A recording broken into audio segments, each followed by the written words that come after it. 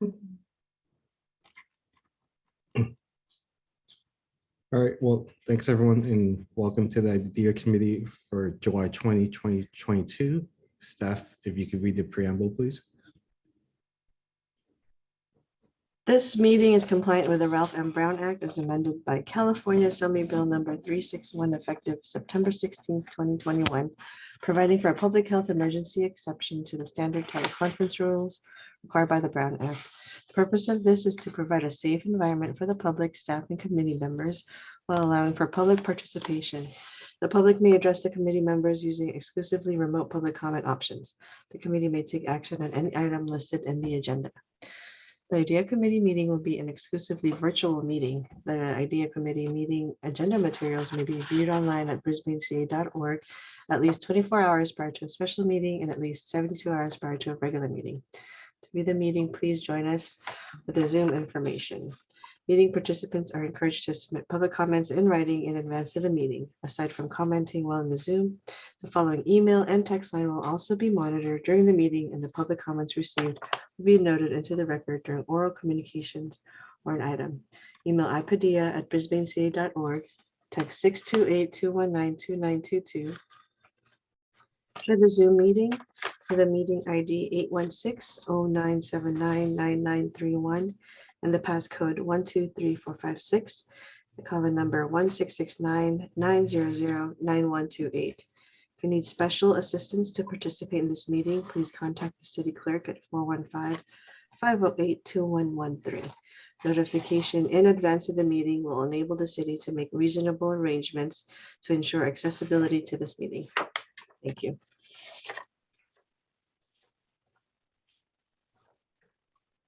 Let me unmute you. Oh, sorry about that. Thank you. I would like to call this meeting to order at 6:05 p.m.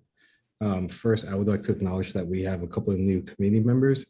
And if you guys like, I would really appreciate it if you could introduce yourselves and tell us a little bit about yourselves. And we could do the same.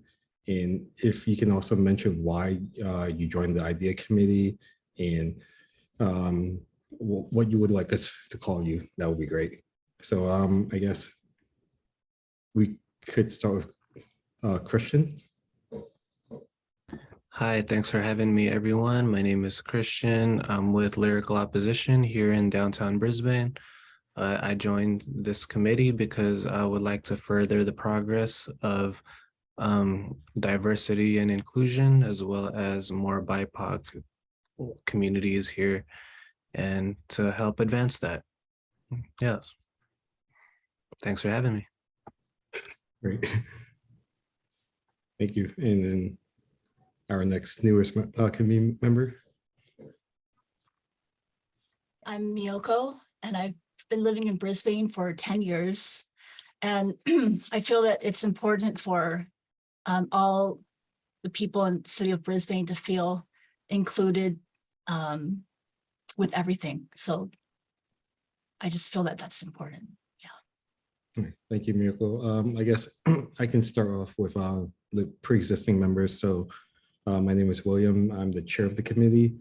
I've only been in Brisbane since about January, but when I first moved here, I realized that it was such a great place to be, and I really wanted to give back. And when I found out about the IDEA Committee, especially given everything that's been going on the last couple of years with the various hate crimes that's been going on with minority groups, especially of Asian descent, I kind of realized I had to do something, and I took the opportunity to join the committee and hopefully make a difference, because this is where I call home, and I want a place where, you know, everyone can feel safe and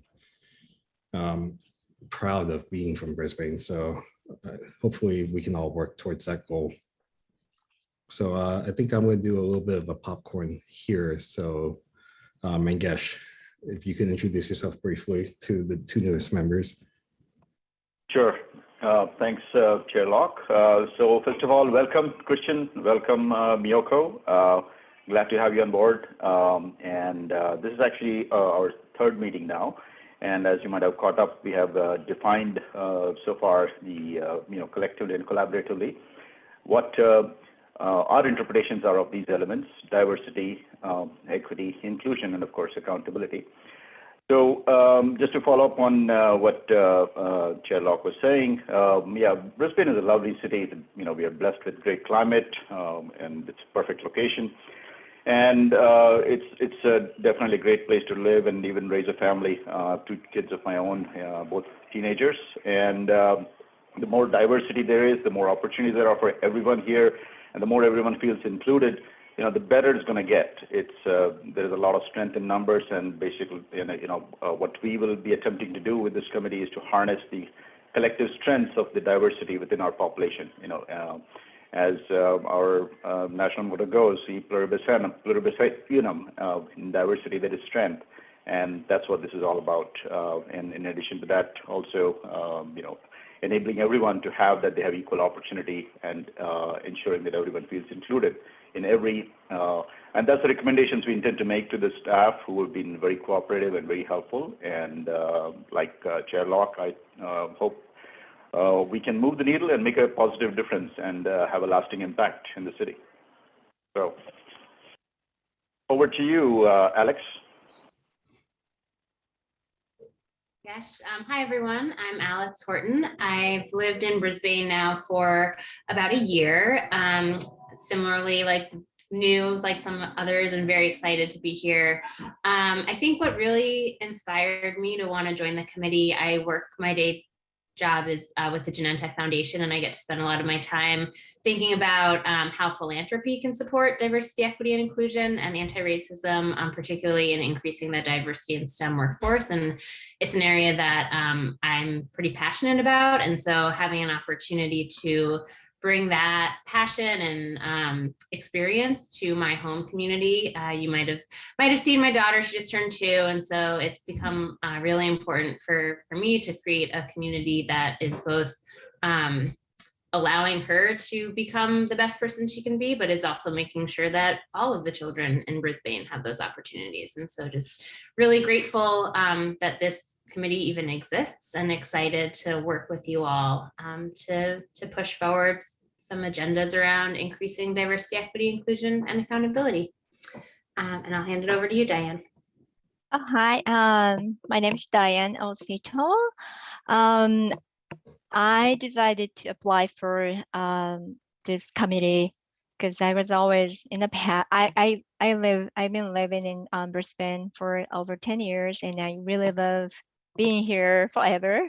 I love the city, and then but I never wanted to share my opinion. I was always afraid as a minority, because I didn't want to stand out. I didn't want to share my opinion, and I didn't want to, get attacked because of my sharing my own opinion. But since I loved Brisbane, and then I had a chance to work with some immigration, and then started to think, I feel I want to share my opinion, and I wanted to kind of make more awareness of minority and diversity, and then feel more safe to live in Brisbane. That's what I kind of, started to feel I need to change myself, and then want to feel more like proud of myself for being in a minority, and stand up to share more interesting opinion and have fun with others. That's what I started to kind of apply, and then now I am here. All right, thank you so much, everyone. I'm sure we're gonna have a lot more opportunity to really get to know each other as the next 2 years kind of roll by. But in the meantime, staff, if you don't mind, roll call, please. Christian Bustos. Please say aye. Oh, aye. Alex Horton, Hi. Mangesh Kolhatkar, Hi. Miyoko Nida, Aye. Diane Oseto, Hi. and Chair Locke, William Locke. Aye. All right, thank you so much. All right, let's move on to our first order of business. Can I get a first and a second to approve the agenda as it currently stands? I'll make a motion to approve. Thank you, Mangesh. I'll second. Thank you, Alex. Roll Uh, call. Staff roll call vote, please. Committee member Bustos, please say aye. Aye. Committee member Horton, Aye. committee member Kolakar, Aye. committee member Anita, Aye. committee member Oseto, Aye. and Chair Locke. Aye. Thank you, staff. And now I think we've all had a chance to really look at the minutes from the last meeting, May 18th, 2022. Can I get a first and a second to approve the minutes as it currently stands? Staff, if you don't mind, roll call vote, please. I'm sorry. Oh, sorry. We need a motion. Approval, sorry, yeah. Can I get a first? All motion. I'll second that. Okay, committee member Bustos, please say aye. Aye. Yep. Committee member Horton, Aye. committee member Kolakar, Aye.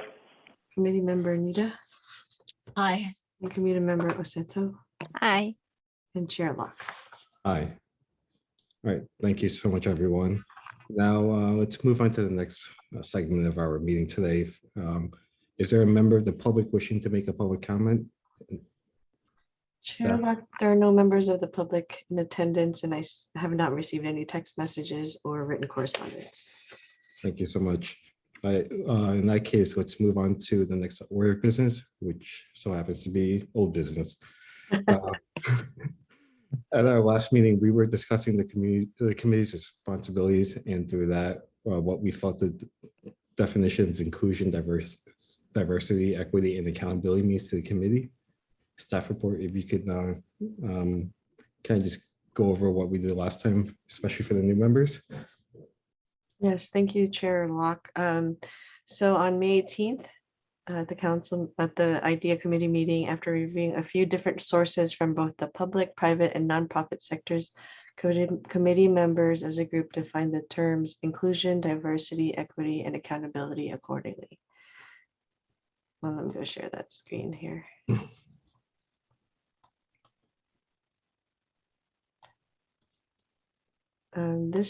These definitions have been read by our legal counsel, and he felt like he felt that in his opinion there should be nothing wrong using those different sources and defining these terms accordingly.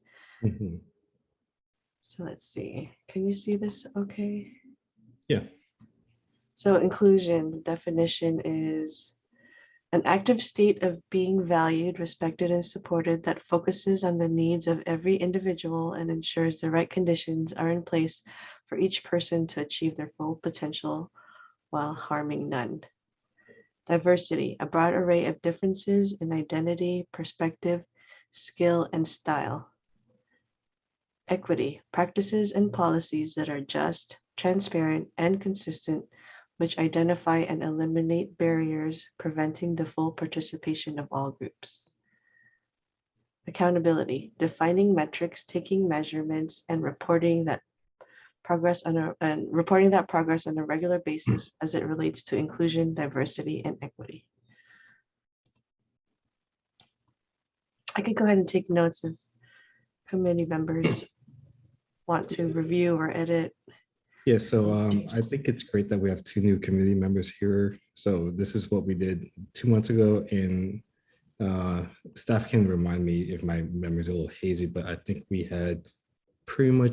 were almost there on agreeing that this was what we want the IDEA committee to really stand for, but we were hoping to kind of put it aside for a little bit for the new committee members to have their input, which, it's always great to get the input of others, especially in the committee that really embraces inclusion and diversity. So if you don't mind, I'm sorry for calling on both of you, but Christian and Mioka, now that you've kind of taken a look at the definitions, kind of wanted to gather your thoughts.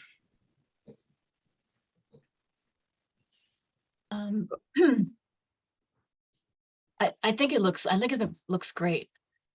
But I'm wondering if we should look at maybe a website in Washington, DC to see maybe what the nation's capital is doing as far as inclusion and diversity, to see if, I mean, all this looks very full and whole, but I'm just wondering if looking at a couple websites in DC would be helpful.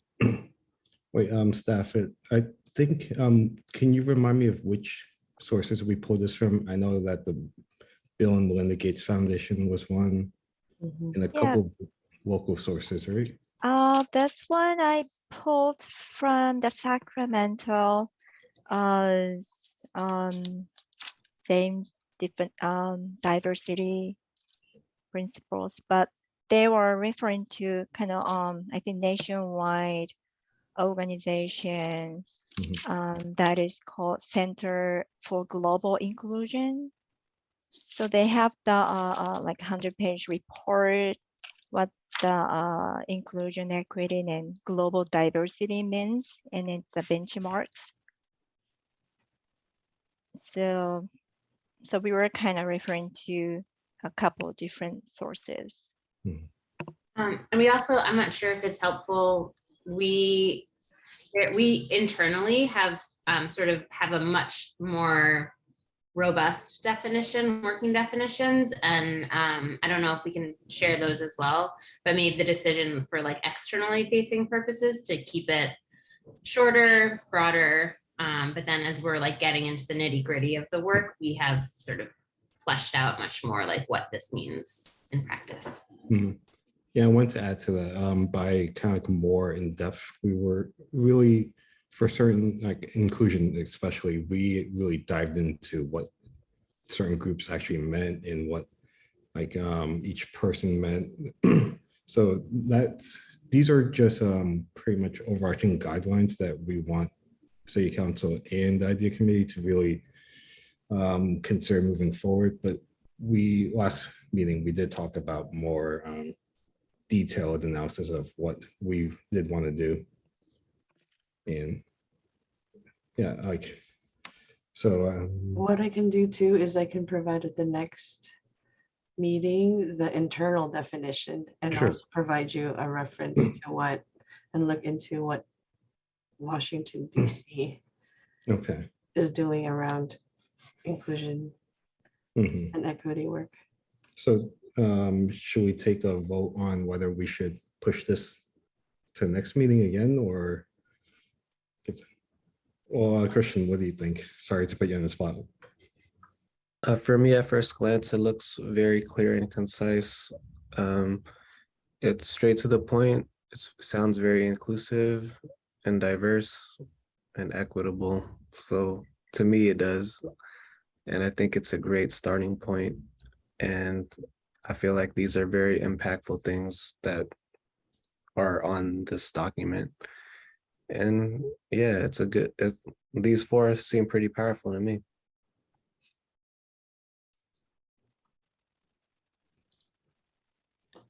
So as a committee, how should we proceed? Miyoko, do you want to table this and kind of consider the DC stuff?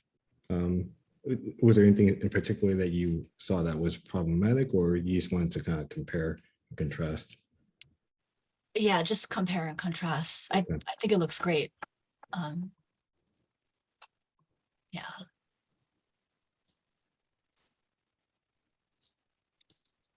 Okay, I could bring that back if there is any content from that particular entity. Also, I could bring back like the internal definition, because maybe that could be also incorporated into it, like the new information. So Miyoko, just to be sure, are you talking about the city of DC or more so the federal government?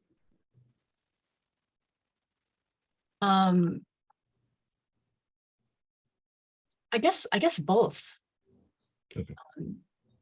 But again, I think it looks great. I just, with little that I know, I just want to make sure that there's nothing that we're missing, but it doesn't look like there's anything missing.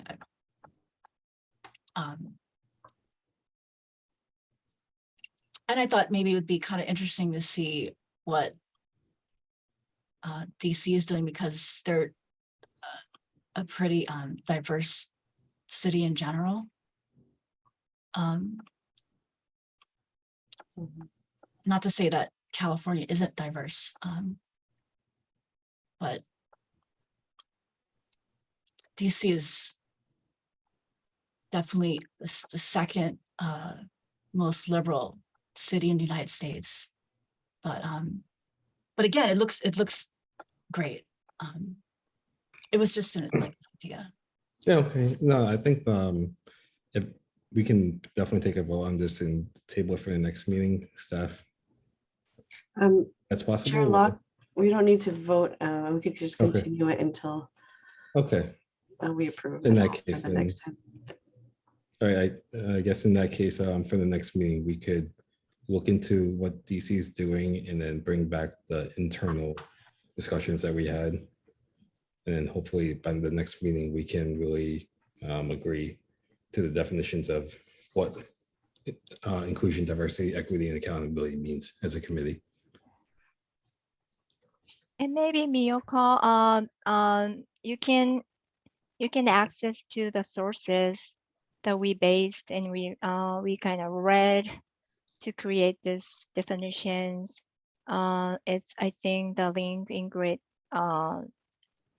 provided on the agenda report.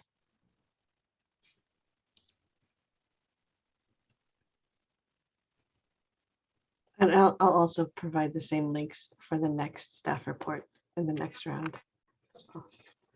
So they could all be listed all there. Yeah. So Okay. if you could, yeah, look, click the agenda report for today. There are the list of sources we looked at. I'm still learning. Is the staff report that is part of the meeting minutes? Is that like in a? 'Cause I see it right here. Is that like? Yeah, the staff report is like what is currently being discussed during the meeting, and I believe that was emailed to you as well as the link to the actual council like idea committee packet. And then you could also identify it because it always has the report will have a date of the meeting, who is writing the staff report, and then also like the subject line. So each item of the agenda should have a report so that committee members know what is being asked or what action is being taken, if any. Well, Ingrid, would it be possible to show this week's agenda packet, which has all of that? Sure. Let me see. Let me grab that.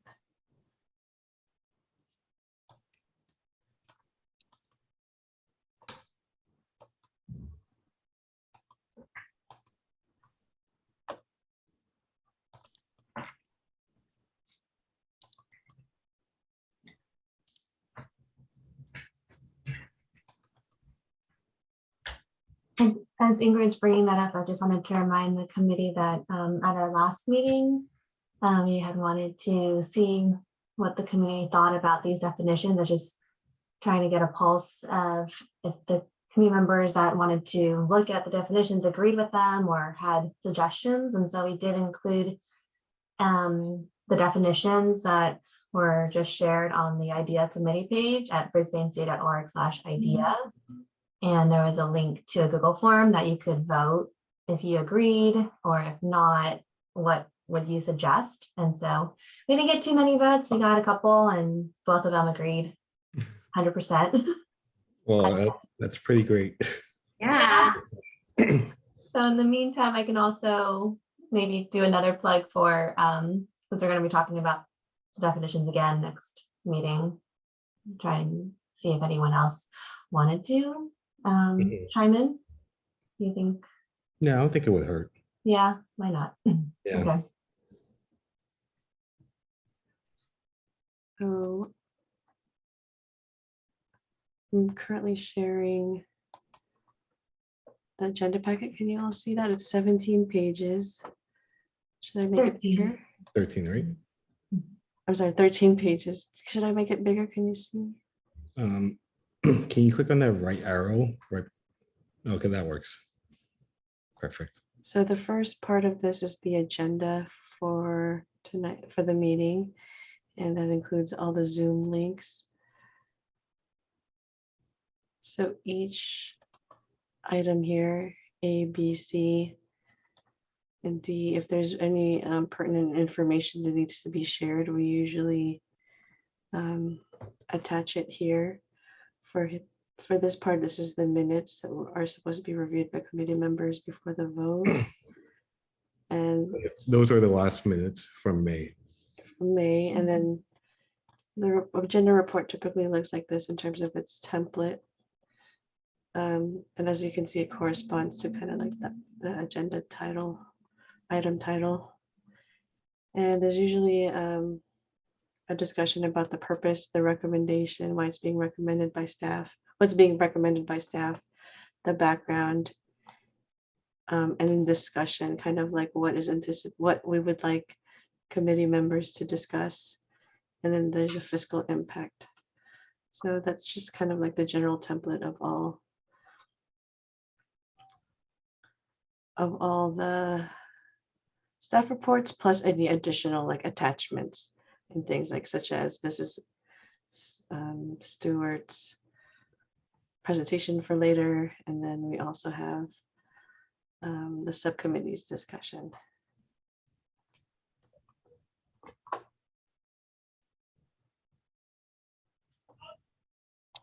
Thank you for breaking it down.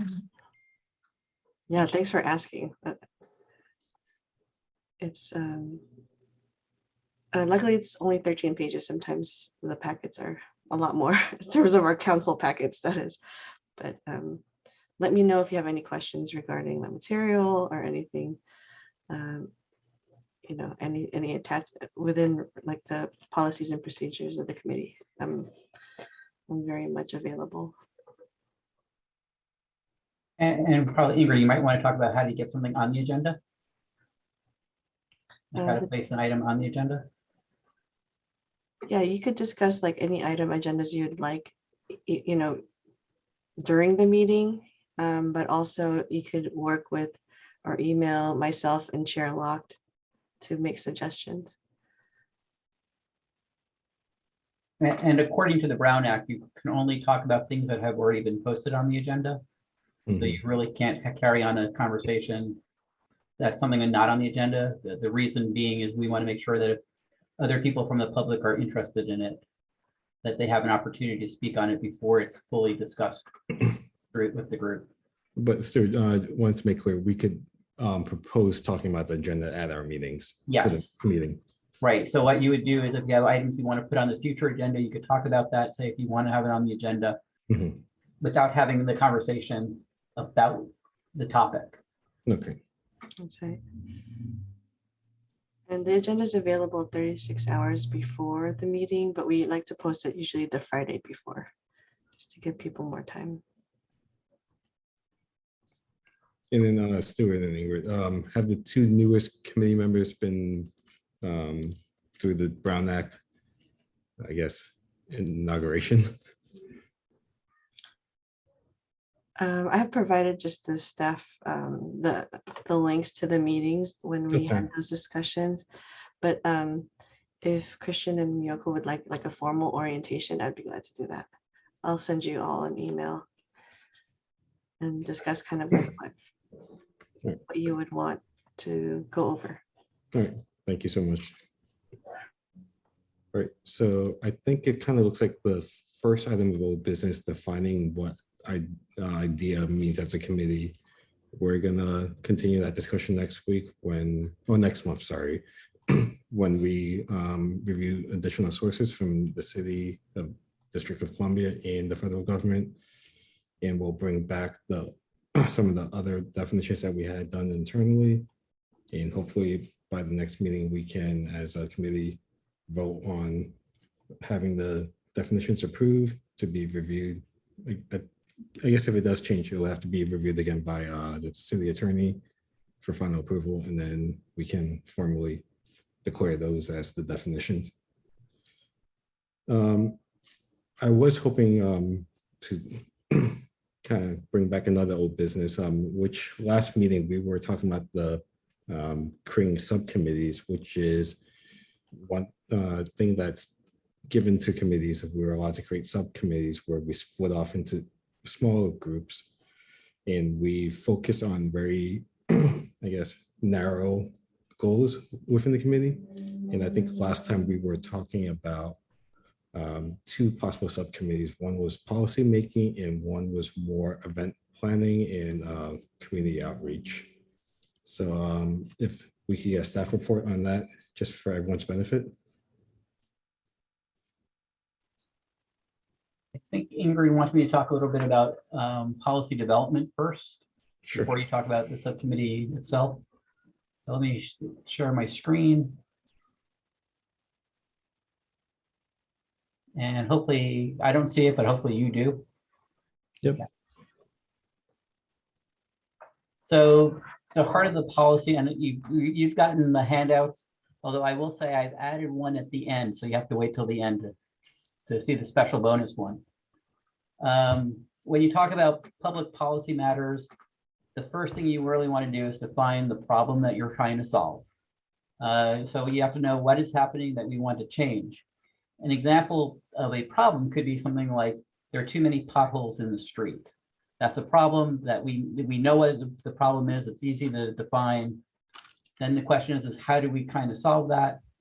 And so the next one is you want to determine what the cause of the problem is. You don't want to solve a problem with a solution that doesn't actually get to the problem itself. So why is this problem occurring? Is this, in the case of too many potholes, is the street base not thick enough? Is it, did you not have the right street base down? Growing up in New York, is it because there's too much, freezing happening? So when you have a small crack, water gets into it, it freezes, it expands, contracts, expands, contracts, and you get a pothole. It eats a Volkswagen buggy, is my understanding, at some point. And then the other question is, have the road repairs not been done properly? Have you not been doing them timely? Have you not been using the right kind of material? So you want to know what the cause is before you come up with the solution, so you make sure you're having the right solution to the cause. Then you go through possible solutions. Once some causes are determined, can you work on what can fix the issue? And then the extra last question is, does the solution make it better? There are a lot of times that we solve problems that doesn't actually make anything better. And if so, and this is, I think, important for what your committee is talking about, is if it does make it better, for whom? Does it make it better for everybody or just a select group of people? So I think that's an important aspect of when you're talking about a problem. Items to discuss in decision making. Again, how do you define the problem can change possible causes and solutions. So especially when you're talking about equity and diversity and inclusion, how you define your problem is going to potentially create what kinds of solutions are out there for you. What information do you need to determine the cause? How easy is it to get to the information? And are there suitable proxies for information that's not available? And I think as a committee, that might be one of those things you might want to be looking at is what kind of information do you really need to have before you can start working on problems? And then the question, who do the solutions help and hurt? What are the benefits and what are the downsides? And then as you go through it, are the solutions scalable? If you take a problem and you try and have a solution, you might want to do a pilot project first, but the question is that solution scalable to a bigger group of people, or is it just for a small group of people? What are the costs of the solutions? You always need to, especially as a city, there's a finite amount of money that we can spend and resources. And then where have the solutions been tried before? What were the results, and the results repeatable? In government, we often look to what other cities are doing, what other agencies are doing to find our solutions. Talking about the team and the process. So we have a team between committee members and staff members, and what's the role of the committee is to be advisory to the council, determine the issues that need to be explored, determine advisability of potential solutions, and represent the community concerning issues explored. What's staff role in all of this? We provide information to the committee. We research issues raised by the committee. And example tonight is, we'll go out and find what Washington, what the federal government defines it as, what the city of Washington, D.C. defines for equity and diversity and inclusion. We provide potential solutions and research the benefits and drawbacks of the solutions, and we determine if additional expertise is needed and advise the committee of that. I mean, there may be times that you come up with an issue that no one on staff can really understand that, what we need to even know to do it. And there's a lot of people out there who are much more knowledgeable than we are on a lot of different issues. The idea committee should have a work plan. A lot of the other committees have work plans. The work plan has two aspects to it. One of them is the citywide policies associated with inclusion, diversity, equity, and accountability. So what are the policies that you as a committee think need to be looked at and studied and make suggestions on would be one aspect of the work plan. Another aspect of the work plan that you've talked about is what kinds of events or functions are associated with inclusion, diversity, equity, and accountability. Apologize for my throat. If we incorporate these concepts with existing events, so right now we do something like Day in the Park. So if you want to take a look at, how do you make Day in the Park more inclusive or more, or have an equity aspect of it or inclusion aspect of it, you would want to work with the Parks and Recreation Commission, who's already putting that on. Also, there is, other committees that you may want to be looking at partnering with is the Open Space and Ecology Committee, the Public Art Committee. At some point, we're going to have more public art in the community. And, you as a committee might want to talk about what does inclusion in public art mean? What does equity in public art mean? Complete Streets is another committee that talks about what is our street infrastructure? How does it work for walking? How does it work for bikes? How does it work for cars? And, there may be aspects of streets that you feel have an equity issue to them. So that may be one of those ones. And the last committee is the Planning Commission. The work plan process, you develop a work plan, it's developed, you could develop in subcommittees, and that, that gives you an ability to spend more time on the items. Once you look at stuff in the subcommittee, you review it by the full committee. You then discuss what your work plan is with your council liaisons, which are Cliff Lentz and Madison Davis. And then once everybody is happy with the work plan, it's presented to the whole council for their review and agreement. The purpose for subcommittees that we have found in the city has been very useful is that they're available for more in-depth conversation and discussion than what you normally get in a full committee meeting. You focus on one topic at a time, whereas in regular meetings, you usually have multiple topics that you're talking about. It's easier to brainstorm with fewer people. You review various alternatives, request staff for further research, and then the committee brings the idea and solutions forward to the whole committee. So it's not that the whole committee doesn't review them at some point, it's just that there's a more study done in the subcommittee. And so with the whole committee, you have broad discussion, which allows for fine tuning of solutions and ideas. You're more likely to receive public input at a whole committee than a subcommittee. And whole committee benefits by deep dive by some of the committee members. And then council reviews committee implementation items at the end of all that. And I think that was my last slide. Yes. So that's kind of the process for, how we as staff have used and the city council have used subcommittees and the policy making process in the past. And we found that model to be fairly successful on a lot of different items. And I know at this point, I think the next item is talking about some of the events that the city has put on, which the committee asked for. And I think Caroline's going to talk about that, as well as talking about the results of a Parks and Recreation survey that I think the committee also talked briefly about. Great, so thanks, Stuart. I'll just share my screen to go over the link that I believe was included in the email that had the agenda packet, but this is the Park and Rec section of the website, and their special events page lists out all their annual events. Stuart mentioned the Day in the Park, but you can see the ones that happen annually here that you may have either been to or heard about or will be going to. So I think, yeah, right now they're looking for more volunteers for Habitat Restoration Day on Saturday. But anyways, these are the ones that the committee talked about a little bit in one of our initial meetings, of just like who goes to the events. And it was kind of asked during just talking about events, what's like the breakdown. And even though the city doesn't necessarily keep tabulation of that sort of data at these events, we can infer from the results of the Park and Rec Needs Assessment Survey that just was closed at the end of June, I believe. The Park and Rec Commission did have the results shared at their last commission meeting earlier this month. And so the last few questions were about the more demographic questions. And although they don't necessarily talk about events per se, but we can just see who answered the survey. So let me share this slide that Noreen, the Parks and Rec director, put together and shared.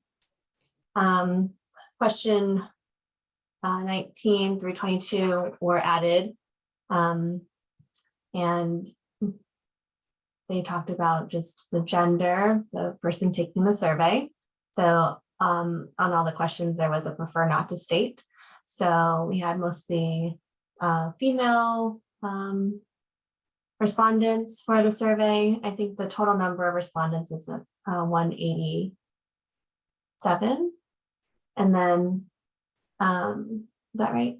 184. 184, sorry. Yes, 184, thank you. And then members of the household, you see mostly adults. And then ethnicity, we're curious about just how this aligned with, we shared the demographic information for the city itself. And so I just looked back at that About Us page on our website, and it's, you see like 60% who answered the survey are white. According to the 2020 census, we had 43.8%, so it's a differential of about 16%. 29% who answered the survey were identified as Asian, and 32%, according to the census, identified as Asian, or so that's about a 3% differential. And then for Hispanic, 15 or 10% who answered the Park and Rec survey identified as Hispanic or Latino, and the census was pretty close to with 13.3%. So about 2.7% differential. So I thought that was interesting to see that it doesn't align perfectly, but generally it does. And then the last question had the most prefer not to state. I think as you know, people were answering the survey, maybe they were just like, they're asking so many questions about my demographic, and it just increased from 11 to 39 to 75 when it came to household income. I think money is always a touchy subject with a lot of people. Yeah. So for question 22, I know we had discussed that in terms of the median for Brisbane. Were we able to grab the median of the people who did answer? Oh, I hadn't gotten to have that yet, but the median for the city About Us page, I believe, was one. Oh gosh, let me just stop sharing and go there. I have it up right now. Yeah, let me just go there. Under community About Us, that 114. Interestingly, it looked like the median for those who were willing to comment where it was about 150,000. in that range. Thanks for doing the quick math, Stuart. Well, I think that just means that people who make more are more willing to admit that, unfortunately. But I did like the other numbers that were given. That was really insightful.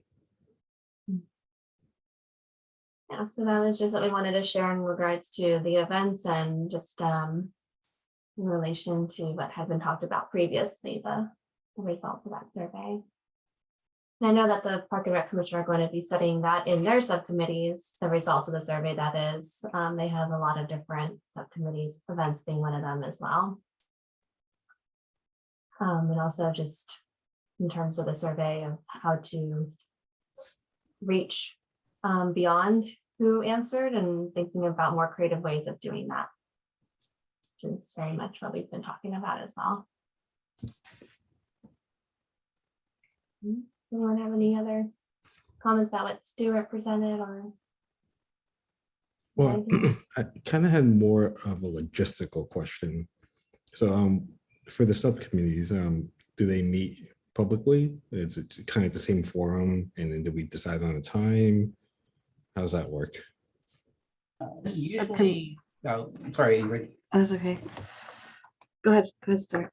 Usually subcommittees meet at the time choosing that the members find appropriate, but all the meetings are public and the agendas are posted publicly, so people from the public can participate if they would like. But it could be any time of the day that is convenient for all the subcommittee members. Got it. Thank you, Stuart. Stuart, just one comment regarding the additional slides that you presented. So thank you for sharing that in terms of the process, the scope for the different subcommittees and as it relates to the ideas committee here. Very helpful. Only thing I wanted to point out was in the events, accountability does not need to be included. You know, the subcommittee, I would imagine, would focus on events related to ID and E. Accountability is more a means, as we talked about in the previous meeting, of reporting and account and holding, having some sort of accountability in terms of the impact that we're making relative to those three dimensions: inclusion, diversity, and equity. But that's very helpful. So thank you, and yeah. I'm looking forward to receiving those slides as well. So it'll help the subcommittees function.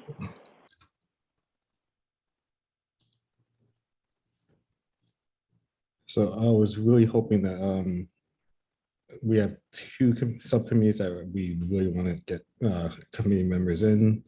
Not sure how everyone wants to do this. We have 6 committee members. I think the easiest way is 3-3 to start with and then see how it works out. I'm open to other suggestions. Maybe we can just see if people have a preference, like that for a committee they want to be on, and if everyone wants to be on the same committee, we can think about a different way to break it down. And All right, sounds good. Just to kind of because Christian and you are new. If you wouldn't mind, I would love to hear which committee they would prefer to be on, and then we can go from there. Can we get more clarity on what are the subcommittees again? Like which ones are we trying to choose for? So we have 2 subcommittees, one that's mostly dealing with policy making, and the other one's more focused on community outreach and events. So the policy making would be more in line with advising city council on certain things that should be implemented within the city. And then the other one focuses more, like Mangesh said, on the first 3 letters of idea.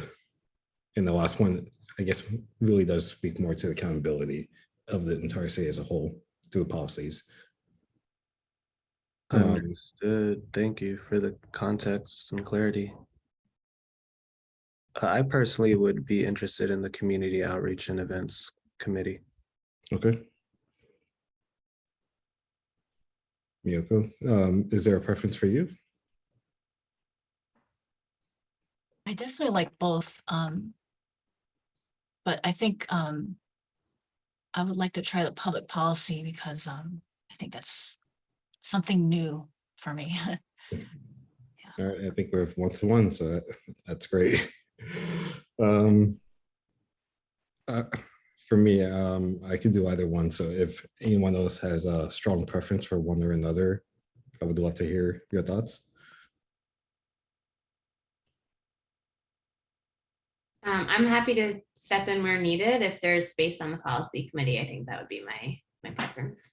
Okay, we could do policy for Alex. Anyone else want to do policy? I could round out the policy committee, so we have 3 there. Okay. I can do the planning and outreach. All right, so I think we have our subcommittee division. If everyone's okay with this, I would like to put this for a vote. Is there a first and second to approve the subcommittee assignments? I'll first.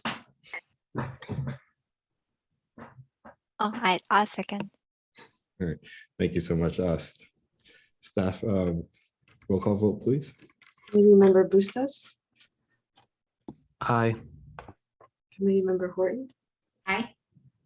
Committee Member Kohatkar, Aye.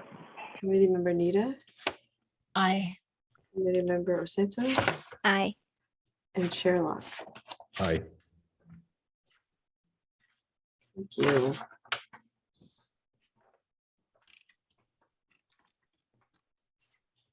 All right, I think the next order of business is additional staff reports, reading city emails and business cards. So if anyone else want to talk any more about the old business? If not, I think we can move forward on the staff reports. So the city is launching a city email program, and that's to make sure that the records and our emails and correspondences are accessible or can be, because can be protected, because what is happening is if there's a records request, the city is basically has to provide correspondences via emails. And so it's difficult for us to kind of do that research for records requests within people's personal emails. And we would not like, we would rather have that the city emails be used for city business related items and correspondences. So we will send out information about how to use or how to get started with your city emails. We will be working with, it'll come with basically with your login information, emails, and passwords. All of the direction will be provided via email. We'll also provide a memo from legal counsel just to provide some kind of more guidance around what you can and cannot do with the city email. It's basically going to be idea / your last name. And basically that is going to be the email that we will use from now on to correspond with you and to let you know, when the meetings are happening and the other information that we would need to pass on. Okay, Ingrid, I think some of us might be wondering, what about the past correspondences? How is that come into play for Freedom of Information Act requests? Or I think right now we haven't really had a lot of correspondences per se, but so from I guess the late part of July on, when that is launched, then we'll provide that information to you. Okay, thank you. So the request would be specific, like issue specific. So right now there's not really a lot of issues that have come up within the committee. So moving forward, we'd like to go ahead and have you use it. It's through Outlook, and so we'll provide you like the Outlook link and like all that good stuff.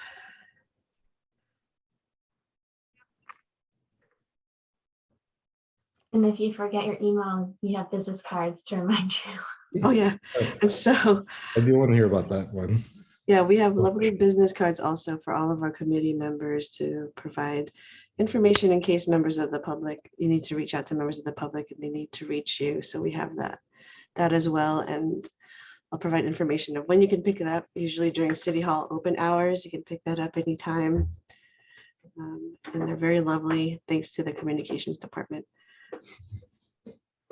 And say hi to all of us when you're here. We all sit right next to each other, Stuart and Ingrid. Oh, that is what is so different. I think we're the first committee that has never met in person. They're so new. What Very time does historic. everyone usually get in? What's that? What time does everyone usually get in? Oh, our office hours is right now 9 a.m. to 4 p.m. Mondays and Thursdays. Right, is that right? And then Wednesdays 9 a.m. to 7 p.m. Okay. I'm usually at the dog park between like 7:30 and like 8:30, which is right next door. On Wednesdays Every or after this meeting? no, pretty much every day. Oh, okay. Yeah, but it's too early for anyone at City Hall to be working. Oh, AM. Oh, wait, 8 what time? What time do you get? What time are you there? Oh, a.m. Around 7:30 in the morning. Sure. I mean, I live in town. Yeah, I mean, I think most of us do. So no, but We have a Ladies, dog you were here. walking. mhm. We could do an idea walking meeting. Walking social. I do have a question about that. Just, are there any plans to like kind of switch back to in-person meetings, or for the foreseeable future, are we still Zooming? Just out of curiosity. Right now, we're working with our legal counsel and our city attorney to get that advice. But as of now, we are still working. We are still anticipating September, up to at least September, to be remote meeting. And I think Stuart, do you have any more information from? I mean, we're still in the red for our COVID cases. So the goal is to, hopefully that will come down again. Mhm. Okay. And until it comes down, I think the city council is much more comfortable meeting over Zoom. Mhm. It's, Yeah, I appreciate that. My business is pushing for back in person, and so I was wondering if there's a similar push from the city, but wait, glad. I think everyone lives in town. I'm not sure, Christian, you said you work in town, but do you live in town as well, or? Yeah, I live on Klamath Street. Okay, so we're all local. Yeah. Yeah. And that's it for me. Thank you, Chair. All right, thank you. Does anyone else have any final comments before we end it for the night? I do just have a heads up. Unfortunately, I'm traveling during our next meeting, so I won't be able to join. Okay, and I think I guess Stuart and Ingrid, quorum's still 4. Yes. All right, Alex, hope you have fun. We'll see you the following month. All right, in that case, thank you everyone for your time. This meeting is now adjourned at 7:01 p.m. Thank you so much and have a great night. Thank you, everyone. Thank you. Take care.